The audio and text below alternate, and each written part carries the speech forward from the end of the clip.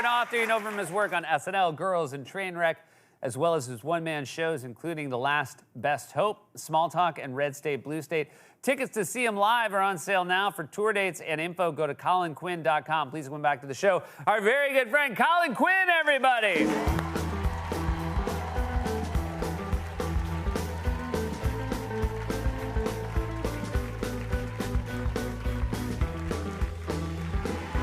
Hello, Colin. Hi, Seth. You are a man of the people. You're a consummate New Yorker. Yes. One of the things that proves that to me, every time you come on the show, you take the subway to get here. I do take the subway. And, you know, do whatever you guys want with the car service money.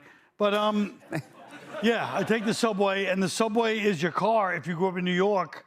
So just imagine if you don't live here, every day you walk out to your driveway, and whoever you're with goes, there's a guy in the back seat with no shirt on doing martial arts and threatening to kill us, and you go, just ignore him and sit next to him for 45 minutes.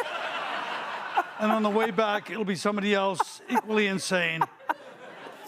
The subway is you're picking up a psychotic hitchhiker every day and hoping they don't kill you. And then when you leave, you're like, hey, that was a pretty good subway ride, actually. Do you feel a sense of community on the subway? Do you? Yeah, the subway, you can tell people that just never been to New York, when they're on the subway, they go, oh, that car is empty. Let's go sit there.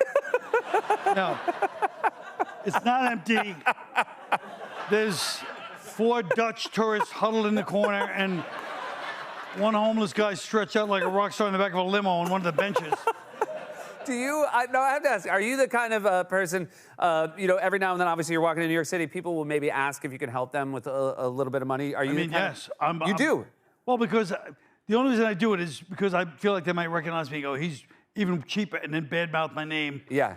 You know. You're worried about bad, like just bad? Bad publicity. Yeah. On the street level. And I got enough problems in the business.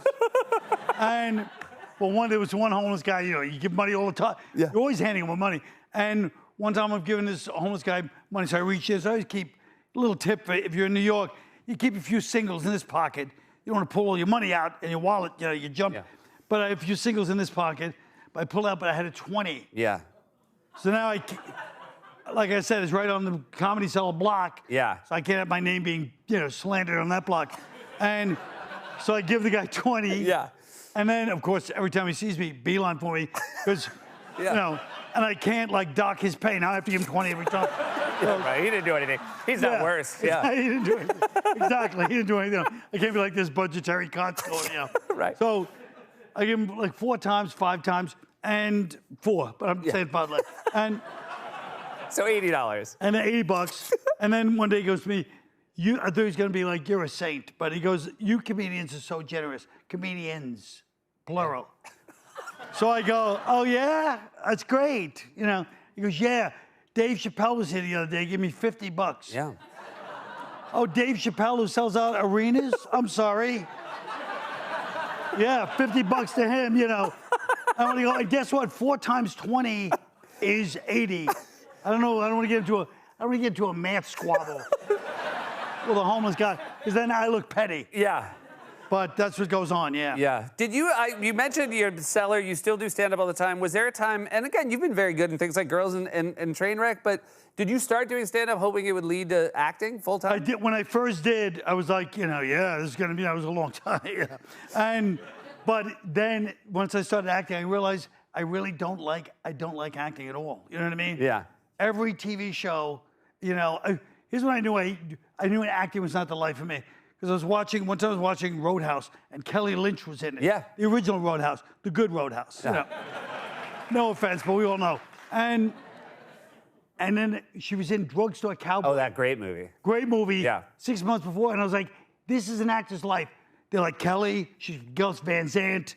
You know, she's sitting there, and they're like, you're a junkie, but this is, you know, Matt Dillon, James LeGros. Yeah. All of them are sitting there, you know what I mean? Heather, and then she finishes that movie, she's probably like, wow, the art. And they're like, okay, where am I going next? A week later, she's on the set. They go, you're a doctor for Roadhouse. You're a doctor. And she's like, oh, okay, what kind of doctor? They go, we don't, here's the lab coat. You put it on. Doesn't matter. You're taking care of this guy. He's a bouncer. You fall in love with him. But the guy that paid your way through medical school, people forget this part of Roadhouse, was the evil guy, you know, because they Brad Wesley. He paid her way through medical school. Right. So she's basically a hired whore for this guy. And now suddenly she's with him and she's probably like, I don't know what to do with this character. She's a paid escort and Brad pays her. And then she's like probably torn. She's probably like playing the torn. Like, I mean, this guy did pay my way through medical. I mean, he did pay way through medical school. I feel like you're just taking the side of the bad guy in Roadhouse. That's what. Well, no, I'm trying to be like Kelly Lynch's, like, you know, I'm trying acting coach. Yes. Anyway, it You doesn't kept matter. saying like, just keep At this remembering point. this guy paid your way through medical school. Well, I'm sure if the director was half the director I think he was, he probably told her, hey, you know, even though you hate Bradley, you're conflicted.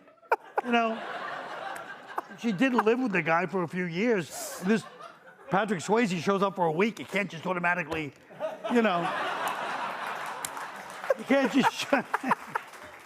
Right? You thought so much more than anyone has about what happened before the movie started. Yeah. Everyone, Roadhouse is a movie where you're like, you don't have to worry about anything that happened, just enjoy Roadhouse. And you're sitting there being like, but what? I feel like we're racing by some points here. But just imagine Kelly Lynch. She's there with Gus Van Sant going, I'm into the art. She's at an independent, you know, 1 minute she's like an independent film festival and everyone's like, yeah. A minute later she's at the state fair, like, you know, signing like butter sculptures and stuff, you know. It's a complicated life Kelly Lynch's life. Yeah, I mean, I'm glad I was worried we wouldn't have enough time for Kelly Lynch and Roadhouse. But I have more to ask you. We're going to stick around. We'll be right back with more Colin. Welcome back. We're here with Colin Quinn. Is it true you've also noticed there aren't that many different kinds of TV shows? Well, they're all the same. I mean, you have every show, every like action kind of CIA. They never say CIA now; it's all agency. Yeah, you're just supposed to fill in your own agency, you know. And it's always this: every star graduated at the top of their class. Yeah. Everybody, the bad guy, the good guy, always top of their class. Nobody's ever like, you know, he failed out of the, you know, American Dishwashing Academy, you know, for faulty spotting on the silverware. Right, they're all top of their class. Yeah. Yeah, and then every medical show, I've watched all the medical shows now. Uh-huh. It's like all you have to do is memorize anterior, bilateral, laparoscopic. Yeah. And, you know, don't die on me. They're always like, all the doctors are so committed to every patient. I mean, don't you think, that's the thing, it's fake. In the old days, people expected half their kids would die in, you know, the first 5 years. And then doctor would be like, it's a numbers game. You still have, you know, you still have a couple to run the farm. That's all that matters. You know. They do say don't die on me all the time. They're very invested. Don't die on me, yeah. And then every other, like, chick flick type movies where it's always like, I have a presentation next week. Oh, yeah. And like, oh, yeah. And we all sit there going, oh, we don't. And they're like, what's the business? I don't know, like advertising, like a magazine. It's like, there's been a magazine in 20 years. Like, all right.